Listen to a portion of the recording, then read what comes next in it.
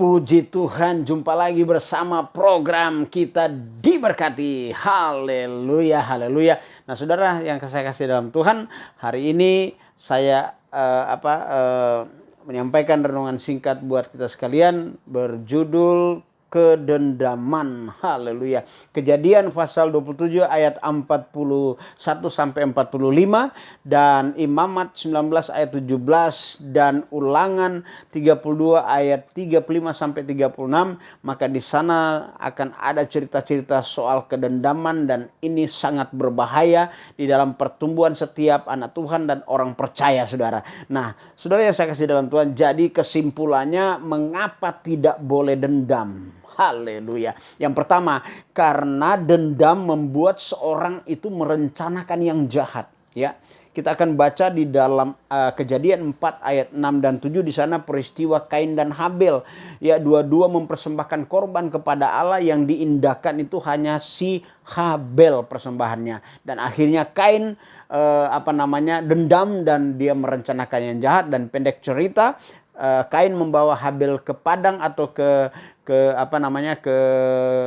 kebun, saudara, dan kemudian akhirnya dibunuhnya si Habel, saudara. Nah, jadi benar, dendam itu membuat seorang merencanakan yang jahat. Makanya kita tidak boleh dendam. Yang kedua, dendam itu merupakan tanggung jawab yang berat. Kenapa itu berat? Karena dendam itu merampas damai sejahtera, sukacita, ketenangan, ketentraman di dalam kehidupan kita. Tuhan sudah berikan itu damai, tenang, tentram, dan hal-hal yang indah dalam kehidupan kita sebagai orang percaya, sebagai anak Tuhan, sebagai hamba Tuhan.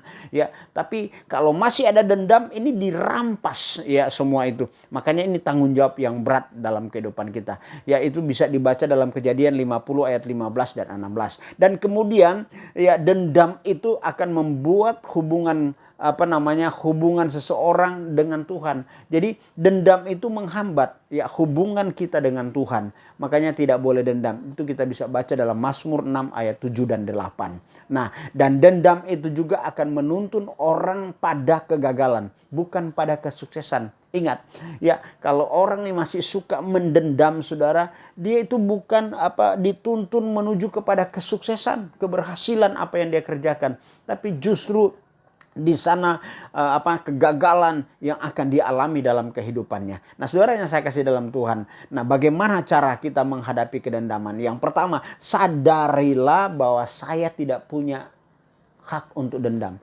Sadarilah anak Tuhan, orang percaya, ya, tidak punya hak untuk dendam, saudara. Ya, kalau bukan anak Tuhan mungkin dia punya hak. Ya, saya nggak tahu itu. Yang saya tahu, anak Tuhan, orang percaya, hamba Tuhan tidak punya hak untuk dendam. Kalau orang percaya, anak Tuhan masih dendam, saudara, nah itu patut dipertanyakan. Dia sebagai anak Tuhan, orang percaya atau bukan. Dan yang kedua, ya, sadari akibat dari dendam, saudara. Ya, kalau kita masih pendendam, iblis tidak takuti kita.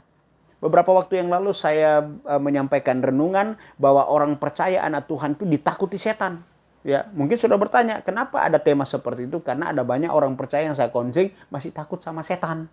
Makanya saya katakan bahwa orang percaya, anak Tuhan yang seperti apa yang takut sama setan? Yang salah satu adalah anak Tuhan nih, orang percaya tidak pendendam, saudara. Itu pasti ditakuti setan. Ya, bukan kita yang takut setan, tapi setan yang takut dekat-dekat dengan kita. Haleluya. Kenapa? Orang percaya yang tidak pendendam, ada Tuhan di dalam kehidupannya. Haleluya. Dan yang ketiga, serahkanlah kepada Tuhan. Ya, serahkanlah pada Tuhan kedendaman itu, saudara, sambil kita tidak ingat kesalahan-kesalahan kita yang sudah kita lewati. Ya, Tuhan saja sudah mengampuni dan Tuhan tidak ingat-ingat lagi akan setiap kesalahan kita. Maka siapakah kita yang selalu mau ingat kesalahan, dan akibat ingat-ingat kesalahan yang sudah masa lalu itu membuat jadi dendam dalam hidup kita.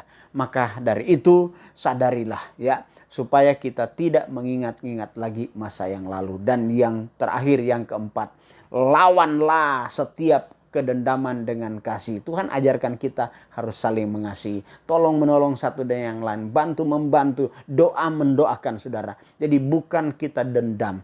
Kalau ada yang tidak suka dengan kita, jangan kita balas tidak suka. Kalau ada yang benci dengan kita, jangan kita balas dengan kebencian. Tuhan ajarkan kita, orang yang mengasihi Tuhan, balaslah kejahatan dengan kebaikan. Itu yang Tuhan mau di dalam kehidupan kita. Ingat, dendam itu penyakit rohani yang berbahaya, yang akan menghancurkan kita. Kita tidak mau hancur, maka dari itu lepaskan kasih kalau ada orang yang tidak suka dengan kita. Haleluya. Tuhan memberkati kita. Biar renungan ini boleh menjadi berkat dimanapun kita berada. Ya, jangan dendam lagi dan serahkan semua itu kepada Tuhan. Haleluya.